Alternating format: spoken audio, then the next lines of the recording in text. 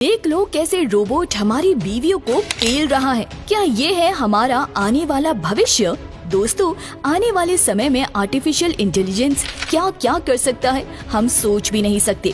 दोस्तों, क्या आप जानते हैं कि वो कौन है जिसके बिना अब ह्यूमन जिंदा नहीं रह सकते, और वो कौन है जिसके अंदर सोचने और समझने की शक्ति भगवान ने नहीं बल्कि इंसान ने ही डाली है। तो दोस्तों, हम आर्टिफिशियल इंटेलिजेंस की बात कर रहे हैं। हम में से बहुत से लोगों ने इसका नाम तो सुना है, लेकिन इस बारे में हम ज्यादा नहीं जानते और हमें ये भी नहीं पता कि कैसे धीरे धीरे हमारे सभी डिसीजन भी एआई ही लेते जा रहे हैं। तो आज हम आपको आर्टिफिशियल इंटेलिजेंस की पूरी कहानी बताएंगे। तो चलिए दोस्तों, सबसे पहले जानते हैं कि आर्टिफिशियल इंटेलिजेंस है क्या। दोस्तों, एआई यानी कि आर्टिफिशियल इंटेलिजेंस एक ऐसी सिमुलेशन है जिससे कि मशीनों को भी इंसानी इंटेलिजेंस दी जा सके, या फिर यूँ कहें कि उनके दिमाग को इतना तेज कर दिया जाए कि वो इंसानों की तरह ही काम करने, सोचने, समझने, यहाँ तक कि फैसले लेने में भी सक्षम हो। एआई में मशीनों को भी इंसानी दिमाग की खूबियाँ दी जाती हैं जिससे वो बेहतर तरीके से काम कर सके। दोस्तों, अब जानते हैं कि ये काम कैसे करती है। अब कोई भी कंप्यूटर हो, उसे इंसानी दिमाग की तरह काम करवाने के लिए 3 तरह के प्रोसेस से होकर गुजरना पड़ता है।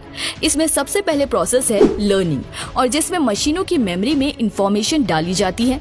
इनसे वो कुछ रूल्स सीखते हैं जिससे वो उन रूल्स का पालन करके किसी दी हुई कमांड को पूरा करते हैं। उससे दूसरा प्रोसेस होता है रीजनिंग का।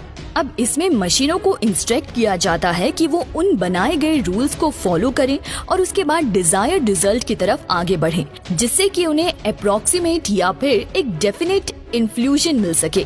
अब तीसरा प्रोसेस है सेल्फ करेक्शन, जिसमें अगर गलती हो जाए तो उसे ऑल्टरनेट तरीके से सही कैसे किया जाए और एंड रिजल्ट की तरफ वापस कैसे पहुंचे। दोस्तों, आपको बता दें कि एआई सिर्फ और सिर्फ डेटा पर काम करता है।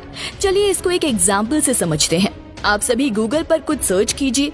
अब आपने जो भी सर्च किया होगा उसमें सबसे ऊपर आप सबसे ज्यादा लुभावनी चीज देखेंगे और जिससे आप तुरंत क्लिक भी कर देंगे। अब दोस्तों, ऐसा इसलिए होता है क्योंकि गूगल की एआई आपका डेटा इस्तेमाल करती है और उसे पता है कि आपको क्या पसंद है और क्या नहीं। इसी डेटा का इस्तेमाल करके वो आपके लिए बेस्ट वेबसाइट या फिर बेस्ट शॉपिंग की डील लेकर आता है। वैसे बता दे कि इंस्टाग्राम, टिकटॉक, फेसबुक जैसी सोशल मीडिया साइट भी कुछ इसी तरह से काम करती है। और आपने भी देखा होगा कि जब भी आप इंस्टाग्राम पर किसी पोस्ट को लाइक करते हैं तो आपको अगली पोस्ट वैसी ही दिखाई देती है। और ये सब इसीलिए मुमकिन हो पाता है क्योंकि बैकएंड पर एआई काम कर रहा है, जहां उसे डेटा कलेक्शन के साथ साथ डेटा के एल्गोरिथम के अकॉर्डिंग इस्तेमाल करके एंड रिजल्ट देने के लिए प्रोग्राम किया गया है। अगर एआई में इंस्ट्रक्शन के जरिए ये सोचने और समझने की शक्ति नहीं डाली जाती कि आपको क्या पसंद आएगा क्या नहीं, तो वो ये सब कभी नहीं कर पाता। अब एआई के अच्छे रिजल्ट देने का भी एक फॉर्मूला है और वो है ज्यादा से ज्यादा डेटा का कलेक्शन। मतलब कि आपके दिन की हर जरूरत को समझना, उसे स्टोर करना, उसे एनालाइज करना और फिर एल्गोरिथम के हिसाब से उस पर काम करना। जितना ज्यादा डेटा एआई के पास होगा वो उतना ही अच्छा रिजल्ट देगा। ये कुछ इंसानी दिमाग के जैसा ही काम करता है, क्योंकि जितनी ज्यादा आप नॉलेज इकट्ठी करते हैं उतने ही ज्यादा अच्छी तरीके से आप अपनी जिंदगी की प्रॉब्लम को सुलझा पाते हैं। वैसे आपको बता दें कि आपका जो दिमाग है वो एआई से कई लाख गुना ज्यादा तेज है, लेकिन प्रॉब्लम ये है कि हम अपने दिमाग को वही डेटा देते हैं जो हमारे ही द्वारा बनाया गया एआई हमें देता है। तो हम ये मान सकते हैं कि हम अपने ही एक आविष्कार के गुलाम बनते जा रहे हैं। चलिए दोस्तों, अब जानते हैं कि एआई की शुरुआत कैसे हुई। आप सोचते होंगे कि एआई बहुत ही लेटेस्ट टेक्नोलॉजी है, लेकिन बता दे कि इसका इतिहास बहुत पुराना है। एआई की शुरुआत 1950 के दशक में शुरू हुई थी, लेकिन इसे असली पहचान 1970 में मिली। दरअसल पूरी दुनिया को एआई के बारे में पहली बार जॉन मैकार्थी ने 1956 में बताया था। वो एक अमेरिकन कंप्यूटर साइंटिस्ट थे, लेकिन इस वक्त किसी ने भी इस तकनीक पर ध्यान नहीं दिया और सबने सोचा कि ये एक टाइम वेस्ट है। लेकिन फिर जापान ने इस फील्ड में पहल की और साल 1981 में 5th जनरेशन नाम की एक योजना की शुरुआत की। इसमें सुपर कंप्यूटर के डेवलपमेंट के लिए 10 इयर्स प्रोग्राम को रखा गया। बाद में ब्रिटेन ने भी इसमें एलवी नाम का एक प्रोजेक्ट शुरू किया, जिसके बाद यूरोपीय यूनियन ने भी स्पिरिट नाम से एक प्रोग्राम की शुरुआत की। फिर साल 1983 में कुछ निजी संस्थाओं ने मिलकर